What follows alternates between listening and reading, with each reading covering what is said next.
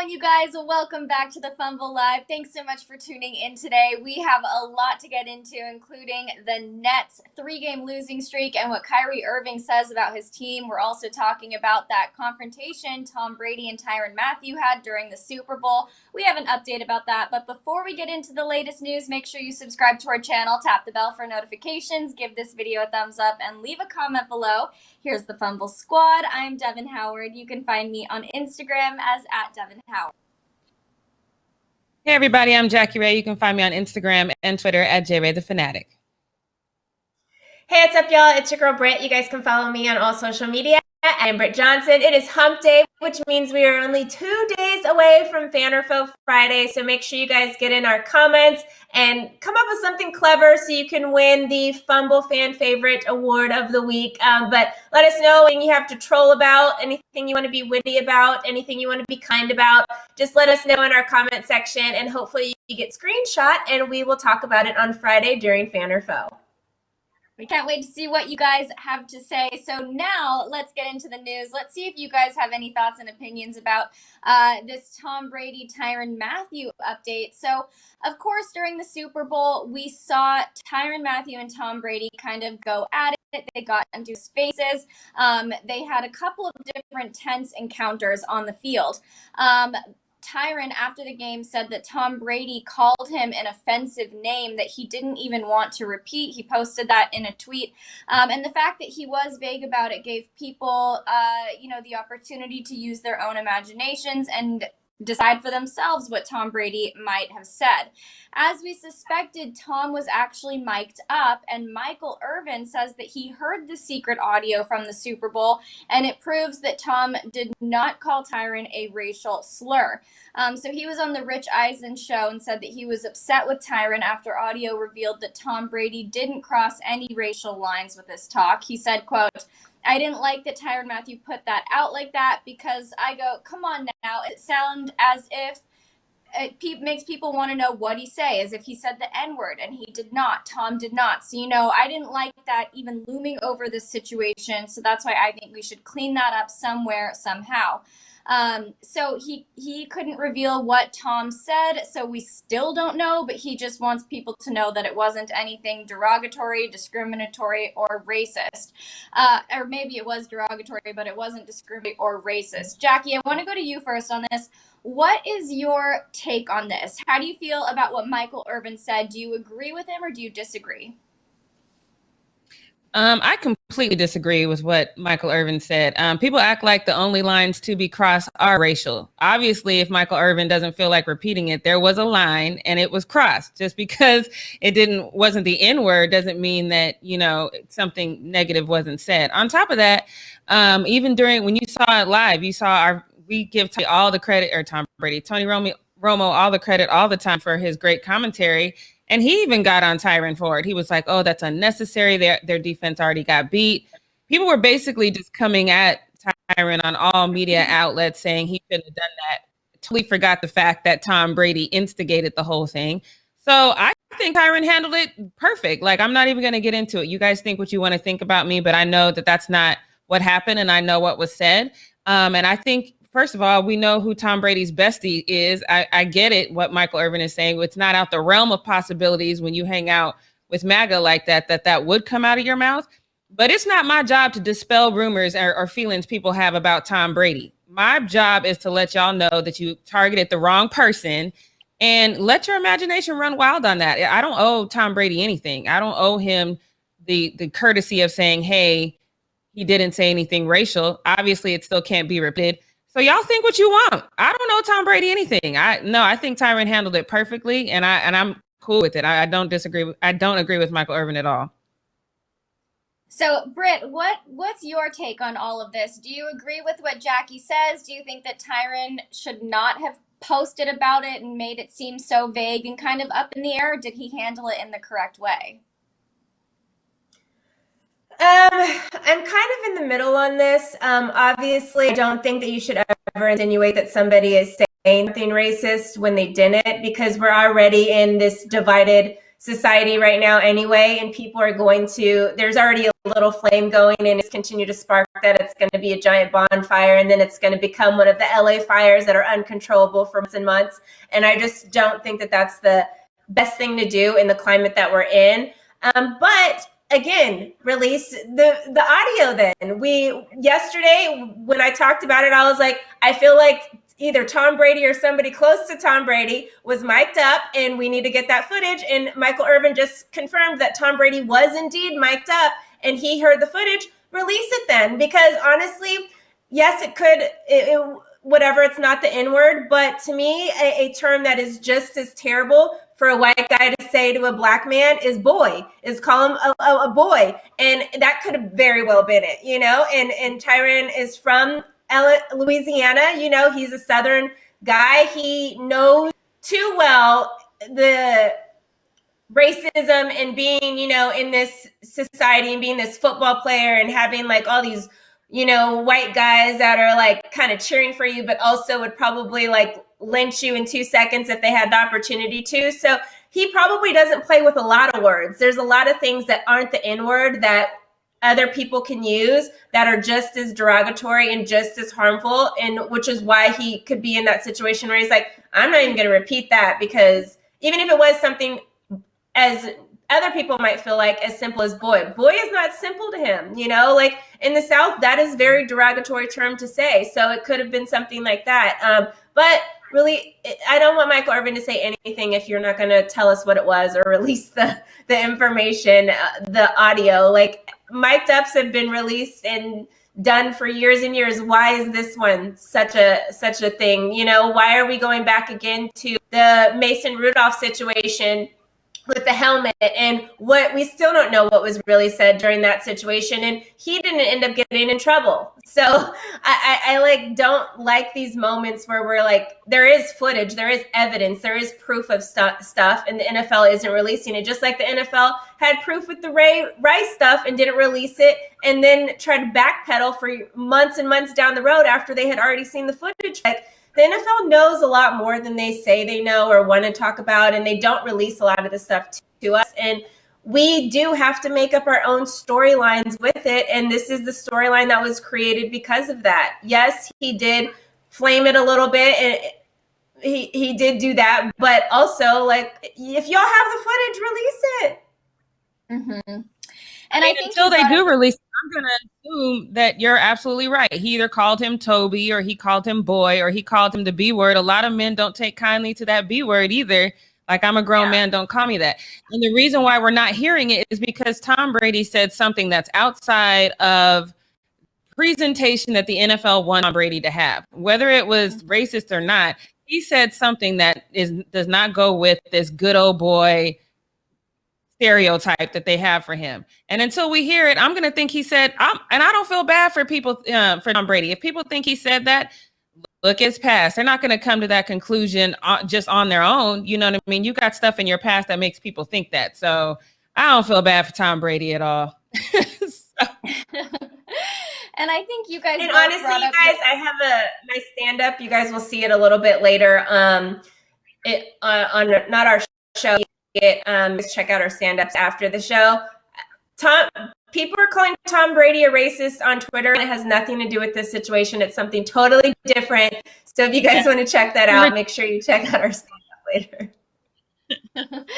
I think you guys brought up that it doesn't necessarily have to be the N-word for it to be racially charged.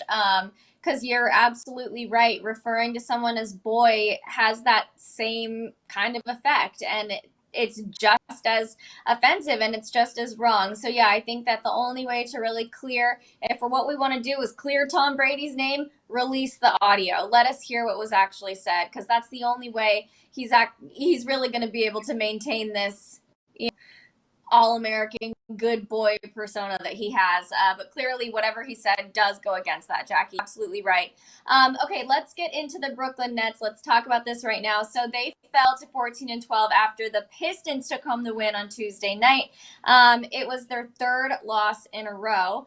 After James Harden joined the team, I think a lot of people had really, really high expectations for the Nets with Kyrie, KD, James Harden all together. It seemed like this really kind of powerhouse threesome. I was about to say duo, but it's three people.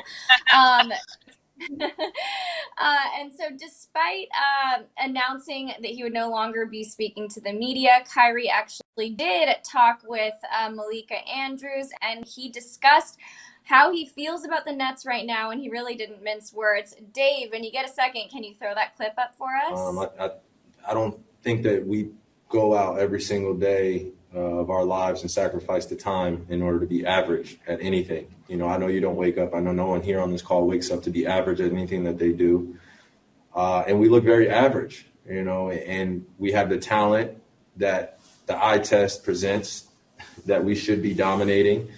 You know, we have the experience in terms of some of our guys that have been through certain things, circumstances to be able to battle through.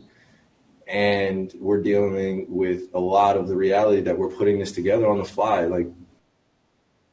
So he says that the team is just average right now, which is not what you would expect from these three guys. He also said, quote, "We are the team that the NBA put the most games on. We're the team that gets someone taken out because of COVID during the games. We're the team that has to deal with the refs. We're the team that is literally battling against so many that at this point, there's not even a reason to continue commenting on it. They are what they are." He is confident that they'll be able to round the corner and get through this slump, but for now, he feels like the COVID protocols, the refs, it's just preventing the team from getting into a groove. So, Britt, when I was looking at responses to this interview and to Kyrie talking about the Nets being average, they were criticizing him for coming up with so many different excuses as to why they're not performing up to people's expectations. Do you agree with what he is saying? Do you feel like these are all adequate reasons to have a 3-game losing streak? Well, two of the teams that they lost to are good teams. They're really good teams in the Eastern Conference. To lose to the Pistons is kind of like a little worrisome because the Pistons are dead last in the NBA. They're the worst team in the NBA right now. So that is a little something that you could kind of like have a side eye by. But this, I said it with football. This is the same thing all over again that happened to the Pittsburgh Steelers. They're being put in situations where, you know, with COVID and stuff like that, that they're having to switch up their lineups. Even after games have started, they've had to like do different things like that, which is hard to get into a groove. You already have what you're going to do. And in basketball, even less likely to have like, they don't have a lot of time with their game plans. They usually have games every couple of days. So they have to, okay, this is what we're going with. And then that's the game the next day. And they have to prepare rather quickly for stuff like that.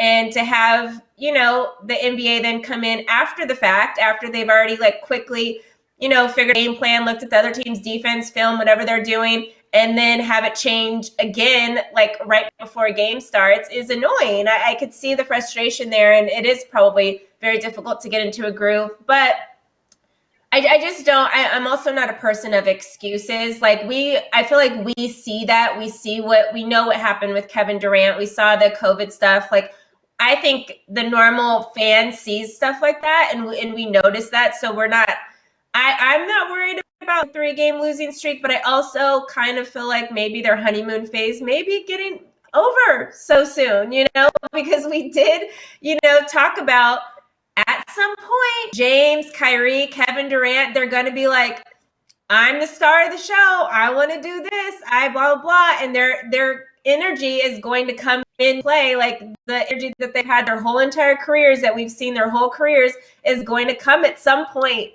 Yes, it came a lot sooner than maybe some people thought it was going to come. But I do think that like maybe we're starting to see just the beginning of that, and how these three guys cannot all be on the court at the same time and play their game how they have been playing their game forever. They either have to really change and not just change for a couple weeks, which is something anybody can do. Anybody can be in this honeymoon phase for a couple weeks, but you have to have it be something that continues throughout the season and into the playoffs. So I don't really know what we're seeing. I don't think this is something to be totally worried about, except for that last loss against the Pistons. I do think there's an issue a little bit there. The other two, like you win games, you lose games. This is the NBA, you know, like it's going to happen. And I don't think anything's happening more so with the Brooklyn Nets that's not happening to every other team in the league. Every team's had little moments where they've had to not play. There was at the beginning of the season, we talked about a team that played with only 8 players that whole game. You know,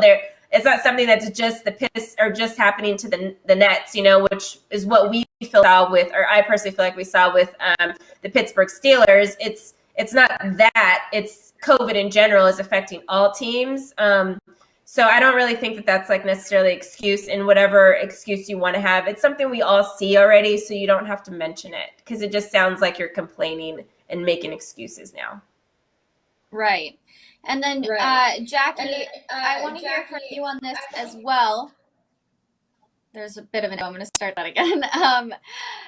I want to hear from you as well. Do you feel like these last few games are a sign of what's to come in the future for the Nets, or are they just in this sort of, you know, about halfway through the season slump?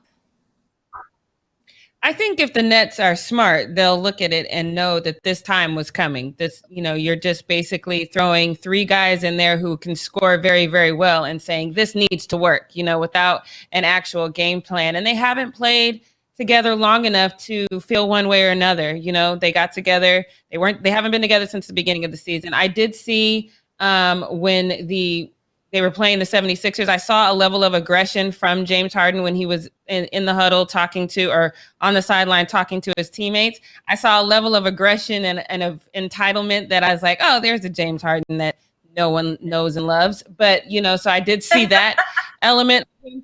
And I was like, I wonder if he's going back to, you know, his old ways. But in truth, you have 3 very unique personalities. You have one guy that loves to troll via burner accounts. You have another guy that loves strippers, and another guy that you really know nothing about and internalizes everything. And chemistry is very, very important. And I just don't know if they've figured out a way to gel on or off the court, you know, because they have 3 very distinctive personalities. Do I think that's enough for them to worry about? I think once you lose to the Wizards and the Pistons, it should raise your eyebrows, and you should be like, hold up, with what we have, this shouldn't be a thing, you know? So it should definitely raise your eyebrows. But at the same time, I don't think that they've done enough yet to build mystery. I don't think that they have enough time together. Like Kyrie said, you know, you're not trying to be average. So if this means the 3 of you need to be the first one into practice, the last one out, so you can find your chemistry and gel together, that's what you need to do.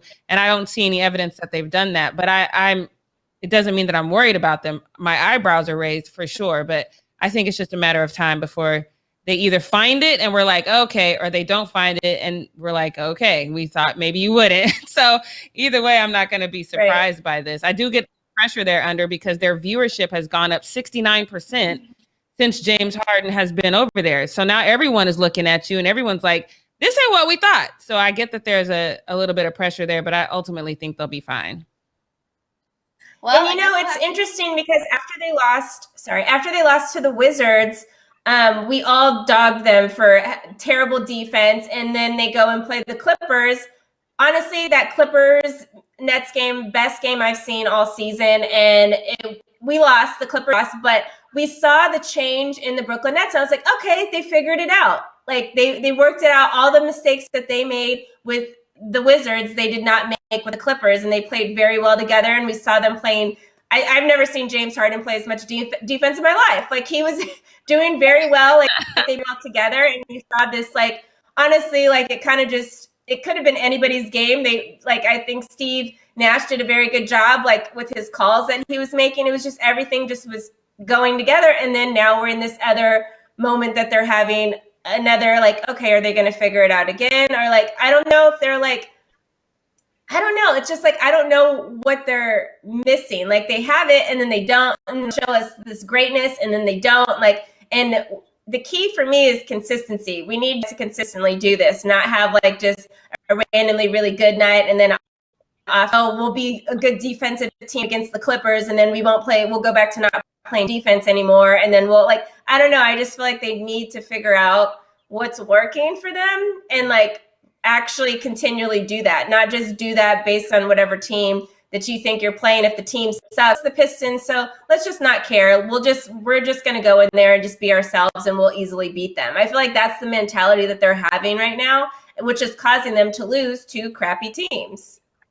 Mm-hmm. Yeah, but that takes work. Point. I think you're 100% right, but they got to put in extra work. This isn't let's just come to this normal practice, run a few laps. You know what I mean? This is, bro, what you doing right now? Let's get on this call, the three of us. Let's talk some things out. Bro, what you doing right now? Let's get to practice an hour early and anticipate staying an hour late. This kind of takes some extra effort, and I can tell you right now, they're not putting in that extra effort, because if they were, we would see it. Yeah. That consistent effort, not just on when you're playing the Clippers to prove everybody wrong that one game and then go back to being like, it's whatever, we're good. We'll just figure out during the game. And honestly, a lot of this falls on Steve Nash because, yes, we get it. It's his first year as a head coach, which is why we all agreed he shouldn't have that job in the first place. But he did get that job, and you need to figure out these three players and the three-headed monster is what you need to figure out. Right. It is a tough job. It's a job that you probably shouldn't have, but you got that job. So figure it out, my guy. And I love Steve Nash, but we all know that he shouldn't have gotten that position. Mm-hmm. Right. Yeah. And now it's on him. He does have to figure it out. So we'll see what happens with the Nets. But for now, Kyrie's looking at his teammates and thinking, you are so average. So that's never a good sign. Jackie. That wraps up Need to Know News. So take us into the post-up. Yes, let's get into this above average post-up. We're not going to do nothing average over here. But this first one, I got to admit, I feel a little bad because we told you about this where Colin Cowherd had that 40 slip where he said the tale of two titties meant cities when looking across from his very voluptuous co-host who was fully covered up that day, and his mind definitely was wandering. But now we find out. So I went to Twitter, and a lot of you guys were like, oh, that's probably why he wasn't on the show on Monday or Tuesday. So I was like, nah. So I went to Twitter, and nobody cared. Everyone took this lighthearted, which I was surprised to see. But I'm glad you guys did, because you were supposed to take it like that. So I didn't see enough offense to make this mean that that's why he wasn't at work. But come to find out, he posted on his Instagram that he was out to dinner with his wife, and he got a very sharp pain in his left pec that led to him having breathing. And then his friend comes and picks him up, runs a whole bunch of red lights, and ends up taking him to the ER, where they find out he has a blood clot. And they thought maybe it was COVID at first. So they tested him for COVID, didn't have COVID. Then they find out he has a blood clot, can't breathe. And then he's on morphine for 16 straight hours just to try to alleviate that pain and for doctors to figure out what's going on. But all that he went through, and he's still apologizing to his viewers for not being on the biggest day in sports, and that's Monday and Tuesday. So take a listen to what he had to say. I'm going to be back on the air as soon as I can. I went for a 30-minute walk today, which is amazing considering where I was 48 hours ago. I had a massage today to increase blood circulation. I'm doing all I can. I'm attacking this. I'll be back soon. Thank you for your patience. I appreciate it. And I just want to thank everybody for the support. It's been incredibly touching. It's been an emotional couple days. Thanks. Yeah, you guys, if you have a second, you should go watch that whole video. It's basically him thanking you guys for the love. You guys that are part of the herd, you guys have definitely reached out to him. But this man, you can see the fear in his eyes. Like, he was definitely scared in that moment, not knowing what was happening. So thoughts and prayers to Colin Cowherd. Glad to know that he's feeling a lot better. I know he did that 30-minute walk, but I would suggest you take it a little bit easy, my guy. But glad he's doing better. So now let's get to this next one, the one that I know a lot of people are thinking about, because this is new as of Tuesday, and then it's over as of Wednesday. But I've said for a long time that the national anthem is not something that's needed before professional sports. It's not something we've always had in professional sports. So my business idol, Mark Cuban, he seems to agree with me. And then I'm all for this. But sports writer Tim Cato, he tweeted a story out that he wrote. I don't think anybody actually knew about this before he tweeted this story. But he posted this to his Twitter, basically saying that Mark Cuban, before the season, that the Mavericks would no longer play the national anthem. And it hasn't been before any of the team's 13 home games. It's the first instance we know of pro sports team striking the U.S. anthem from the pregame. I commended him so much for this because it takes it out of the conversation. Twitter, you know, of course, they were split on it. And it says, this first user says, sad day for America, and a conviction of Mark Cuban's lack of character and lack of respect for the nation that made him a billionaire. It appears clear that he has lost all perspective. I've got to rethink my season tickets. So, okay. I mean, no one's getting into, I think they have the first time fans are coming into the stand and on the next game, maybe the game after, but whatever, dude, somebody will buy your tickets if that's the way you feel. Another user, again, we have a lot of responses on this, and says, be done with the franchise. That's the only way these people will finally get the message. I did it last year after the China debacle and got all of my money back. So again, people are going to feel how they feel, but I guarantee for every person that feels like they don't want the tickets, there's like 4 more who are waiting in line to get those tickets. So I don't think Mark Cuban really cares about your little feelings. But then we have this other one that says, good for him. After what I witnessed on 1/6/21, I don't want anyone talking about the damn flag anymore. The people carrying it tried to kill elected American officials. So again, people are kind of split all over the place on this one, but we have an update as of today. So the funny thing is this has been going on for 13 games. The NBA clearly did not notice until this writer decided to post about this on Tuesday. And as of Wednesday, the NBA stepped in and said, nope, sorry, don't care. You don't get to decide what your specific franchise can do. You have to play the national anthem before each and every game. So they're going to start resuming that. Nobody knew before this guy actually wrote a story about it, and part of that is because the fans haven't been in the stands. He's writing about it now because fans are coming back. But Britt, let me go to you. Do you have an opinion on this? Do you think that Mark Cuban should be able to say for his team what they're going to do at their home games? Or does the NBA, I mean, obviously it's contractually, but I think that the team should be able to say what they are or are not going to do when that comes to the national anthem.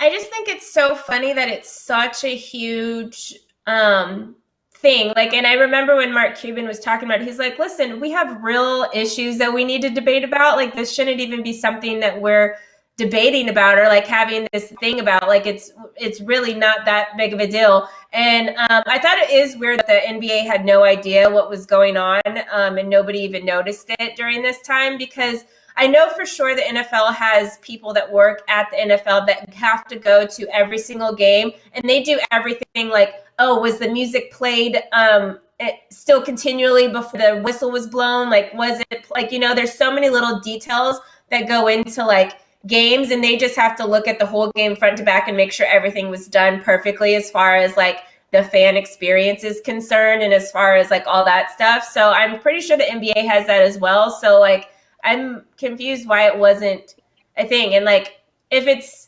now you're only worried about it because of the fans, so it's for the fans, or is it for the player? Like, what is it for? Like, and we don't show, unless it is a huge game, like, you know, the Super Bowl or whatever the case is, we don't show the televised part of the national anthem unless it's a big game. Like, if it's a regular game, you see ring starts. You don't see them doing the national anthem or anything like that unless it's a big game. And then really this last couple years, you've seen it just because people are trying to see who's out there. Is anybody kneeling? Or people doing this, that, and the third? That's the reason why. But before that, I've been watching sports my whole entire life. You've never seen them air the national anthem unless it's like the Super Bowl or a playoff game or before an all-star game. You don't see that. So it's just like, it's so, I don't know. It's just like kind of like, we just have so many bigger problems that we, like Mark Cuban said, need to be debating right now, that this is like the bottom of the list, you know? Right. I definitely agree. And I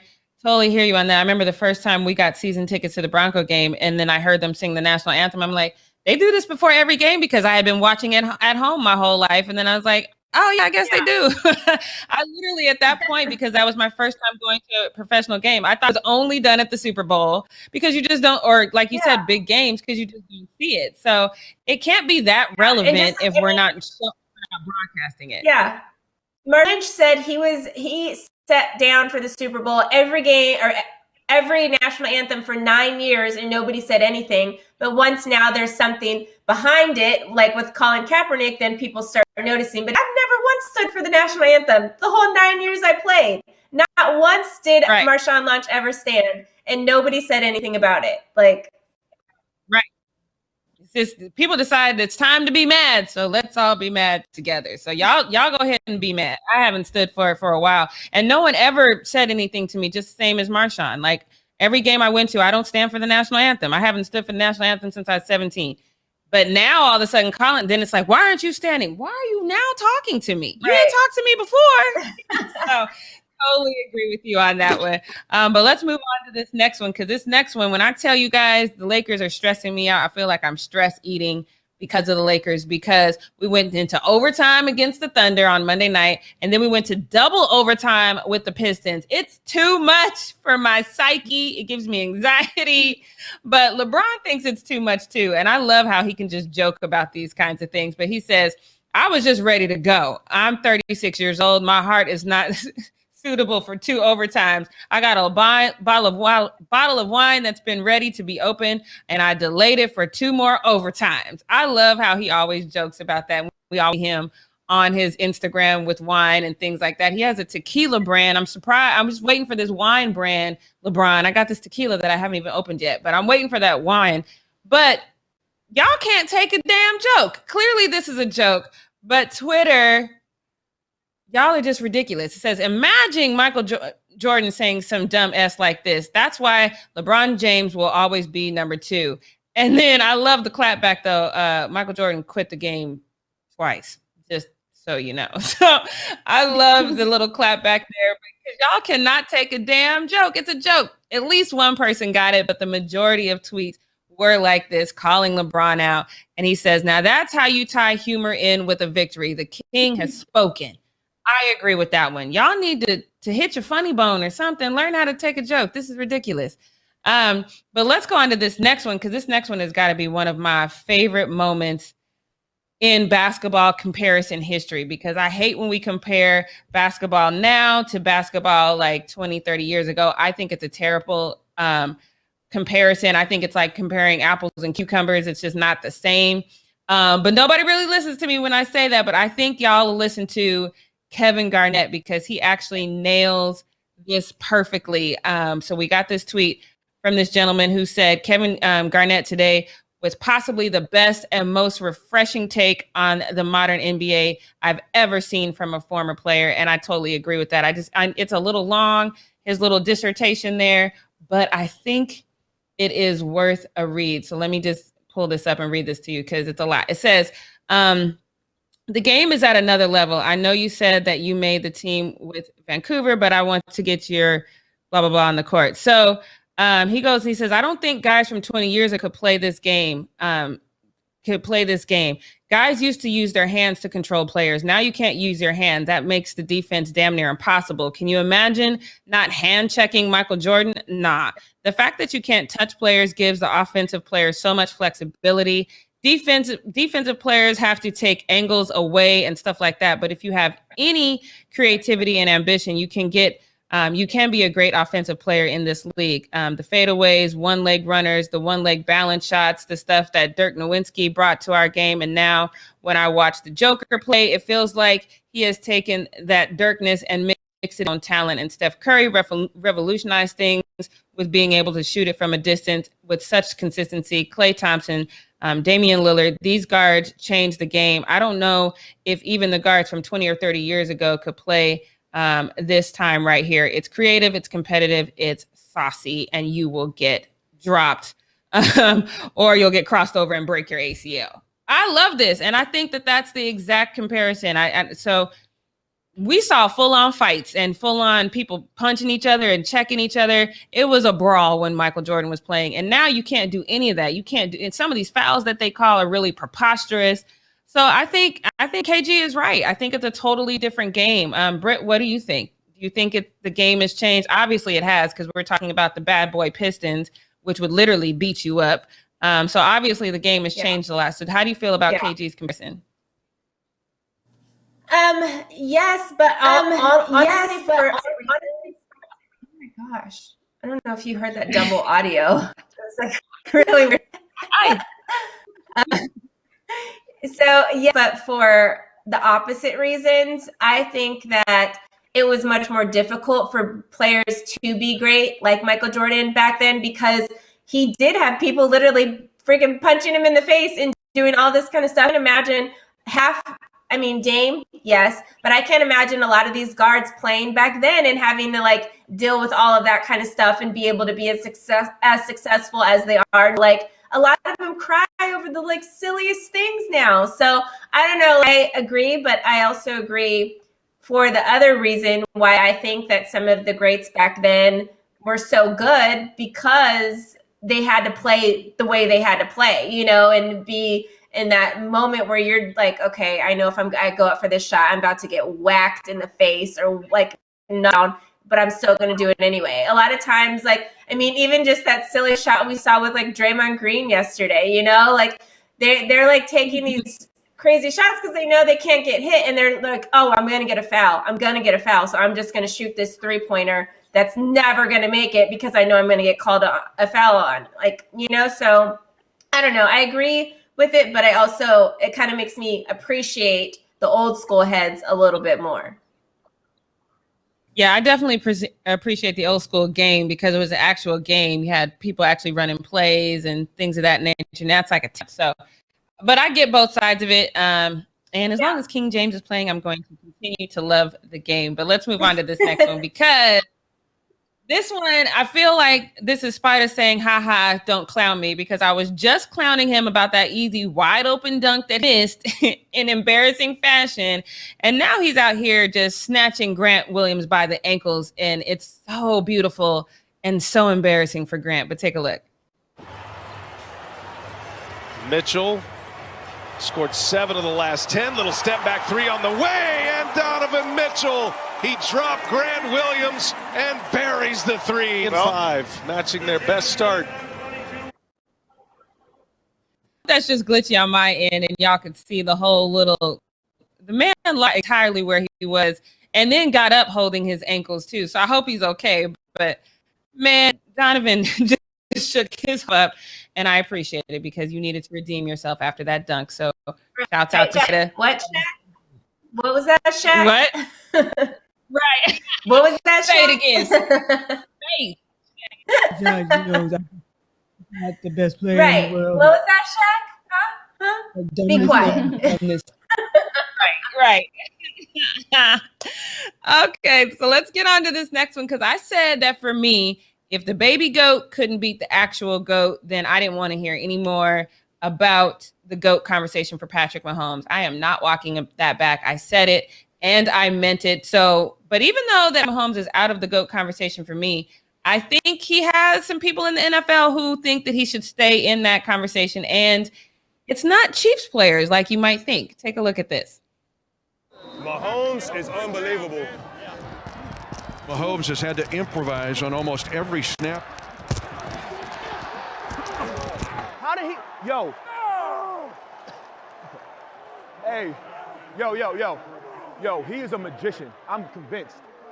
Who? Number 15. The one that just be spinning out of nowhere, just throw the ball backwards with a left hand. 4th and 9. All right, so can't get all of that audio because we're having difficulties, but pretty much too many of the Bucks were over there just praising him and trying to figure out, like, how does he do that? That's amazing. So for them, even though, and I think that's what we all kind of can agree on, it was sad to see that Patrick Mahomes was the only one out there that was going to fight the entire time. But shouts out to him for getting some new fans on the Tampa Bay Buccaneers. Of course, Twitter had something to say about it as well. So let's go ahead and throw up those tweets. It says, if NFL players are saying this and they have Brady, plus again, they play the game at the highest level, how could any of us refute that? So I get what you're saying. Still not in the GOAT conversation for me. It does not mean that I don't absolutely love Patrick Mahomes. It just means I'm not giving him that GOAT title. I don't care who says it. But shouts out to Patrick Mahomes for being out there getting some fans from the Bucks. This one, though, says that it is one magician, Travis Kelce, and 51 bums. That is so disrespectful because you're just going to leave Tyreek Hill off that whole sentence. Right. I don't like it. I don't like that at all. So I don't know who this person is. Right, like real quick in a hurry, because that like you just gonna leave the name off, not just the name. Right. He Come had on, two my guy. defenders on him the whole entire game. Like he's so good, they had two guys on him the whole game. Don't And really, like I think the Bucks saying Patrick Mahomes is so good kind of pats themselves on the back because they're like, "Oh, look how good I is," but we still beat him. He still never scored a touchdown. Like it's just like you're saying that, but really you're like kind of like cheering on yourself because you're like, look how good he is and we're better. Like that's how I felt. Right. And that could be because he is that good, but they definitely shut him completely down. So either way, that was fun to see. I'm sure that's not bringing Patrick Mahomes any consolation because the man in my building who is a diehard Chiefs fan, I haven't seen him since Sunday. So I'm sure everybody is still Go check on him, Jackie. Go check on him. I shall not. All that stuff he talked, he gonna bear that cross alone. I am not helping. But we're gonna move on. We're gonna move on to this next one because y'all know Tom Brady can be a troll. Y'all know this, and that's why I agree with 100%. Until y'all release that video, I know he said something out the pocket. He's just that guy, and he trolls. Now I can't play you the songs that he played on his story for copyright reasons, but I'm gonna have to tell you that the ultimate troll is Tom Brady and what he posted to his Instagram story. He posted this picture first. So I know you guys says with this caption, that does not look comfortable. That's Patrick Mahomes being completely bent by Mike Edwards, Devin White, and Shaq Barrett. And the song that he's playing is The Arms of an Angel. You know that song that they usually play in death scenes in the movies? That's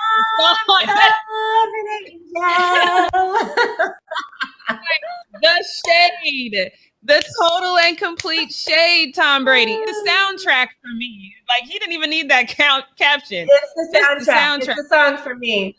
Right.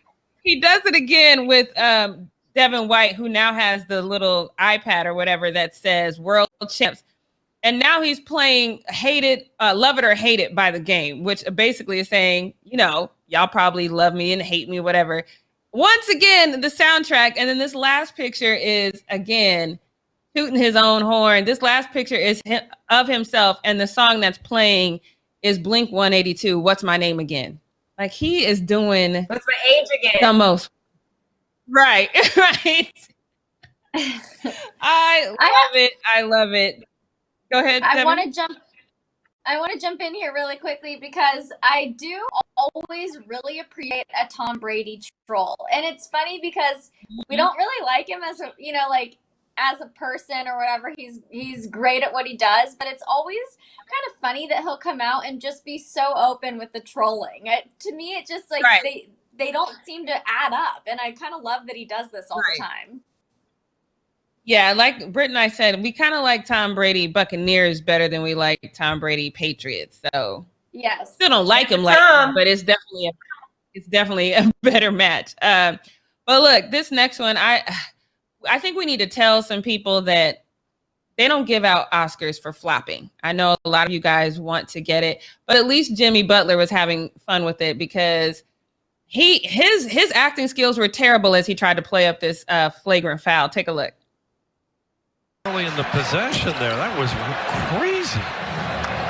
A lot of reaching and grabbing. Randall gets a pretty good look there on that last shot too. Jimmy seems still to be a bit shaken up. Oh, maybe not. Maybe I was about to say, please get up. He's just basking in the moment. Oh my God. And then at the end, he does it like 3 times, and then when nobody's paying him any attention, he's like, all right, forget it. I'll get up. I thought this was his teammates weren't even here for it. They were like, bruh, get up. He's like, no, wait, they might see me. They might see me. I love when guys have fun doing what they Same thing we used to do when we were a kid. Mom, my sister hit me. And you're like all fake crying, like, get up, I didn't touch you. Right. So I love that Jimmy Butler got out there and had some fun like this, but man, Twitter again with no sense of humor. Look at these posts that we got. The NBA and soccer are ridiculous with this nonsense. Unwatchable. Are you serious right now? Next user pretty much said the same thing.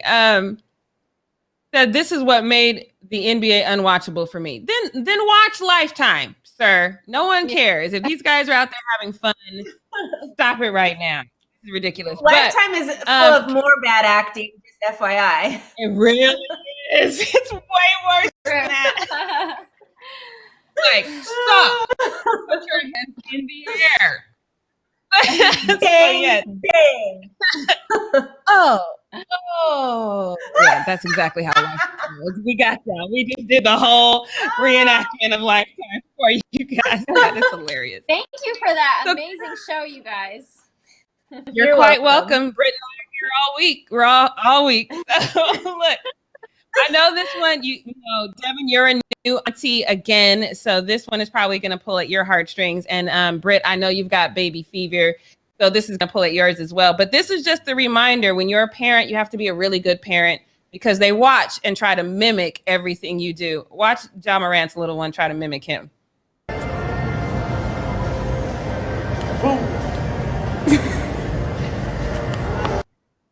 Oh, He's trying so hard to get his face down. that's so sweet. I love that. Yes. So let me get the ladies back up here. Let me see the gushing women of the babies. I'm just ready. Britt, how's your fever doing? How's your baby fever doing? That one was cute. I'm not really like a simp like y'all, but that was cute, you know. I don't like all babies. All babies aren't the ones. She's the one. She's a cutie. Yes. Like all babies, Eventually, all tiny animals. What? She called us simps. She said she's not simps like us. You know, honestly, when it comes to babies, I'll be a simp. I love babies, and I especially do now that I've been able to hold my tiny little nephew, and he's just like the smallest little tiny thing. So yes, all kids. I love them. I think kids, especially when I get to send them back at the end of the day, those kids are the most adorable. But that's all I have for the post up. Right. What we not gonna do, because I'm interested to see what you guys might think of it. So yesterday, Devin did a story about the moronic tweets that Patrick Mahomes' girlfriend made in 2016, and a lot of people said, "Oh, y'all shouldn't be bringing that up. That's old. That was 5-6 years ago, whatever." I'm here to tell you, if you really want to know who a person is, you need to look into their past. I don't care what y'all say. I know that I don't really believe people change as much as Devin and Britt do. And even if they change, you still need to know what they're capable of. And that's why you need to look into their past. And I think that if the Kansas City Chiefs had looked a little bit deeper into Andy Reid's son's past, they might have seen some things that would have at least raised some red flags and said, hey, maybe we should get him some help in this area. So if you don't know, Britt Reid had some legal troubles back in 2007. He pled guilty to flashing a gun at another motorist and was sentenced to 23 months in prison for that. And then the following year, he pled guilty to DUI and drug charges after he drove into a shopping cart in a parking lot, and he had difficulty finding his vehicle. So that I get that one's not that big a deal, but he did join the Chiefs in 2013 as a defensive head coach, and then he became the offensive line coach, and now, of course, he's the outside linebacker coach. But that DUI specifically, when you running into shopping carts and can't find your cars, that's not a first-time incident once you get to that point. Once you get to that point, you think you're a functioning alcoholic and you think you can drive or do whatever while you're drinking.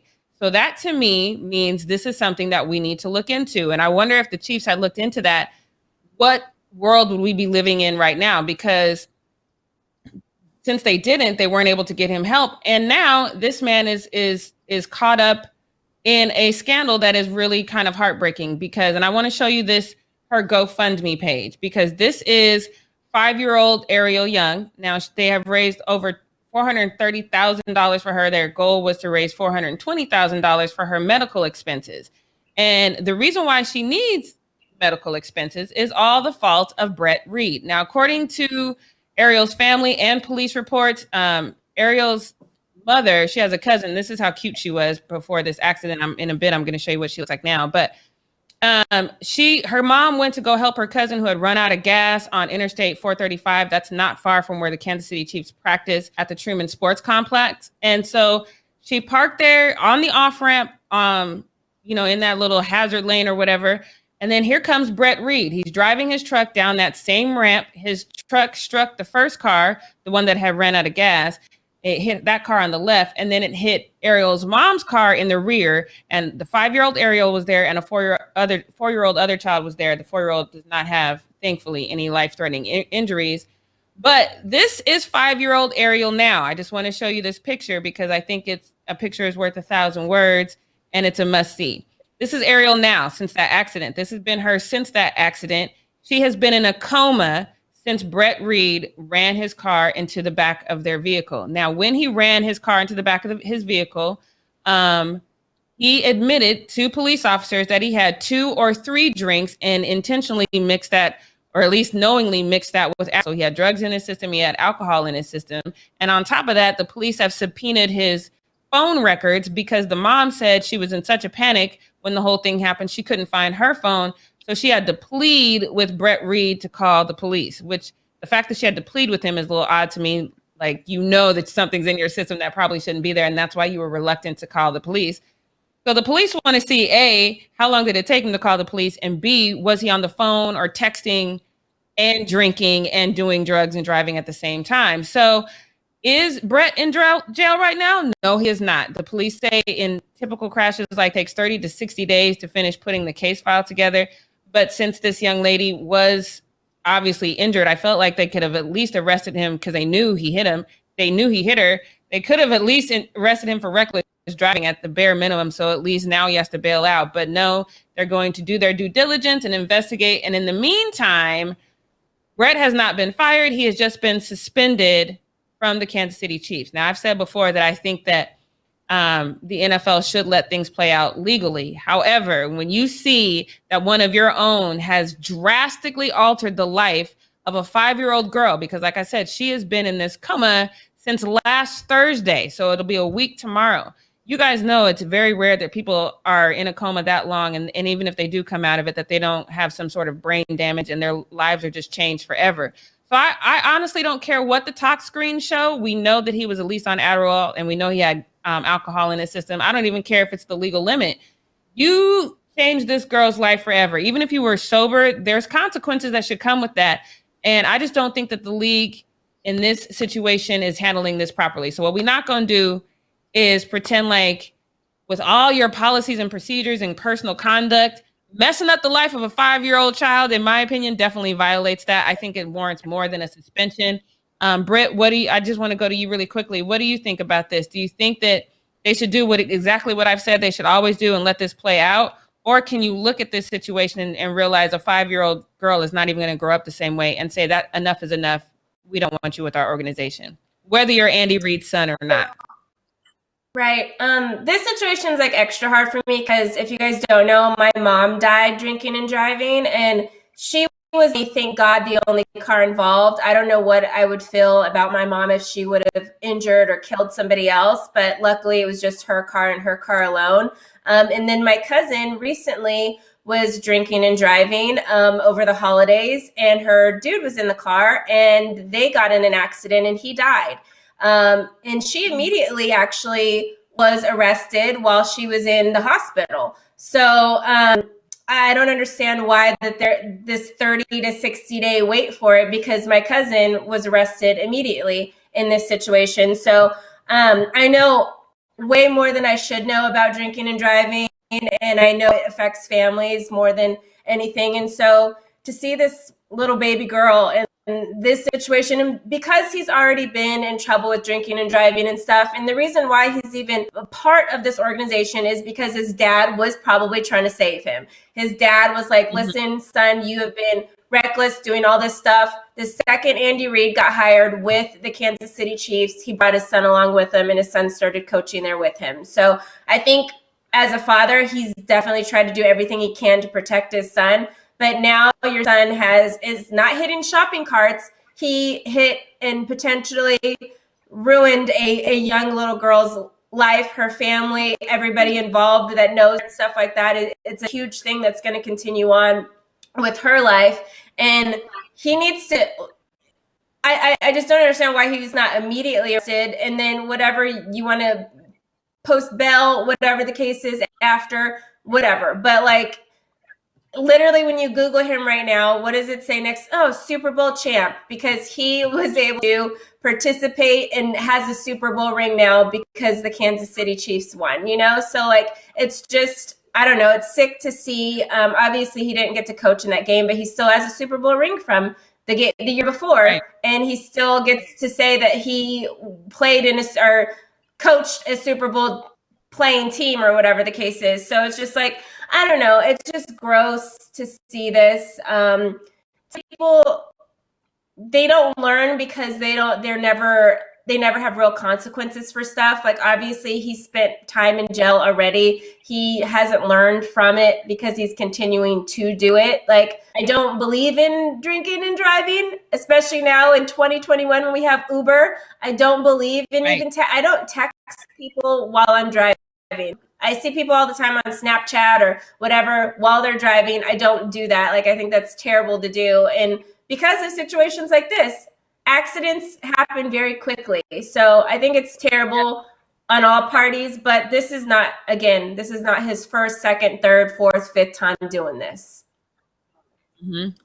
Yeah, no, I totally agree. And I mean, I didn't know about your cousin, but I knew you would have a perspective that people really need to hear. It's not worth it. Drinking and driving is not worth it, especially when you're someone like him. If that's what you want to do, that's fine, but you make enough money that you can literally hire a driver. If you don't want to have Uber, get yourself a driver to drive you around when you're in these states. But I think that when you get behind the wheel of a car and then now doing it while you're drunk and you've potentially either killed or at least ruined the life of a 5-year-old, there's no get out of jail free with me on that. Like, you should have been arrested immediately and the chief should fire you. They've fired players for, or at least, suspended them indefinitely for less. So I totally agree. I think the Chiefs are dropping the ball. It's been definitely going to follow this one. But now you can get ready for your thing. Let me get my girl Devin up here because it is about that time. Are you ready, Devin? I sure am. Okay, because it's time for Britt's takes. Britt's takes. Whew, okay, I'm going to try to get through this Britt's take. I'm a Cowboys fan. Y'all know I love my Dallas Cowboys. And there's something currently going on with the Cowboys that involves Dak Prescott. I think it's been like the highlight news story for the last several years because it's the signing. Dak Prescott has yet to be signed to a long-term deal. Obviously, we talked about it last offseason. We talked about it the offseason before that. And now we are in our third offseason with talking about this Dak deal. And the Cowboys might have recently made a statement here. So they just posted their hype video for 2021. We won't do the sound for the video, but it's basically, the cowboy of like, are you guys ready for the 2021 season and blah, blah, blah. And this is not how the guy sounds, but I'm going to make it seem. But yeah, the video goes on and it's showing, the old school players like Emmitt Smith, and then you see new school guys, and you see even Des Bryant in this video. It's a Cowboys legacy over the years. You saw Zeke in that clip right there. But the interesting part was Dak Prescott was not in that video. Not one little Dak Prescott was seen in this entire video. And again, like I said, it talked about the old school guys. It even showed Des Bryant clips in this video, but Dak Prescott is not in this video. So obviously, as a Cowboys fan, everybody was going crazy yesterday when this video was released. We were all freaking out about it. We're like, why is Dak not in the video? Like, what is happening? Like, what is going on here? Well, another man that I follow, who is actually the senior director of programming for the Dallas Cowboys, so this would be his job to do this video and put this video out. I follow him on social media. I be trying to be all friends with all the Cowboys people. So I looked at his page because I was interested as to see, because he's very open in addressing stuff and talking about stuff. So if we can get that tweet up, because another fan named Joshua actually asked about it and said, so we going to leave Dak out of the hype video, LOL? And so Derek responds and says, this was simply an oversight that should have been caught and corrected by us. Anyone who's making it seem like the Cowboys decision makers use social media videos to make statements doesn't understand or take the time to understand how it all works. Trust me, there's no story here. This is why I follow Derek, because he always gives the insight. He'll call people out. Like there was a couple weeks ago when somebody was like, oh, Dak, there's a deal on the table for whatever 4-year deal, blah, blah, blah. And then he was just like, whoever your sources are lying to you, because that's not true. So he'll always come out and say the real stuff. And he knows he's in there. He's the one that if there is a big signing or big thing that happens, he has to be on social media making those videos. And he does the Cowboys broadcast networks and all of that kind of stuff as well. So he would be one of the first people to know if something is true or not. So there is nothing to that, Cowboys fans. And to think that the Cowboys would actually be, yes, we know Jerry Jones can be petty sometimes, but to be as petty as like Jerry Jones coming down to the production group to be like, hey, let's do this video and like, let's not have Dak Prescott in it. There was tons of people that were not in the video that are like on the team now. Like they are literally went through clips from like old school Cowboys. Why was Troy Aikman not in the video? Then why was Michael Irvin not in the video? Like there's so many people you could say that wasn't in the video as far as the old school clips and then even the new school clips. There was very few that even had some of the guys. I mean, Tavon Austin, I don't think was in that. There, what's his name? Gosh, why am I forgetting my own team's name? But yeah, there were so many guys, defensive players as well that weren't in the clip. It was just a fast, quick clip of just Cowboys stuff, an oversight.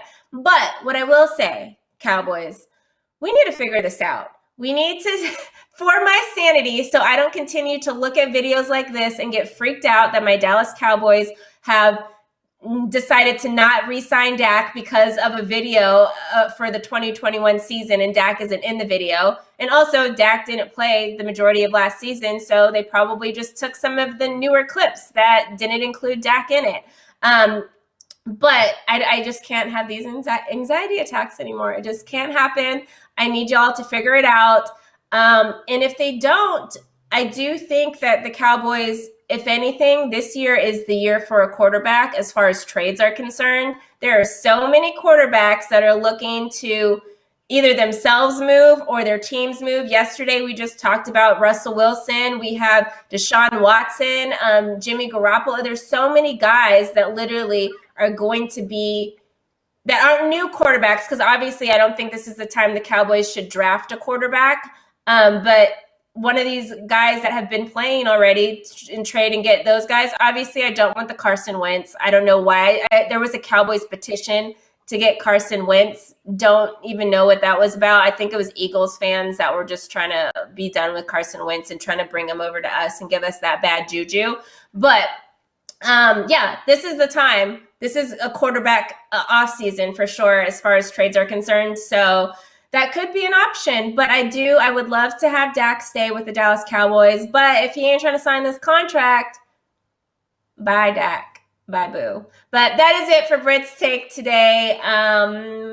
Any thoughts, ladies? I don't really have any questions. I know y'all don't care about my Cowboys. No, I got nothing. I got nothing either. I figured as much. I mean, I do think it's interesting that he was left out of the hype video. It's a pretty big oversight to make, but that's all I got to say on that. So let's wrap up the show, Right. you guys. We made it through. Woo, we made it.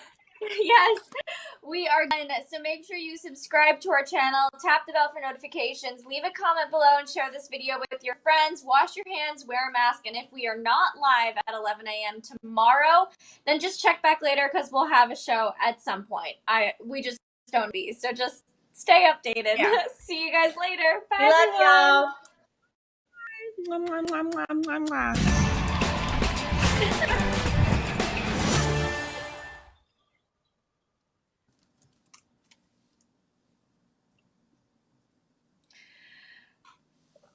struggle game was so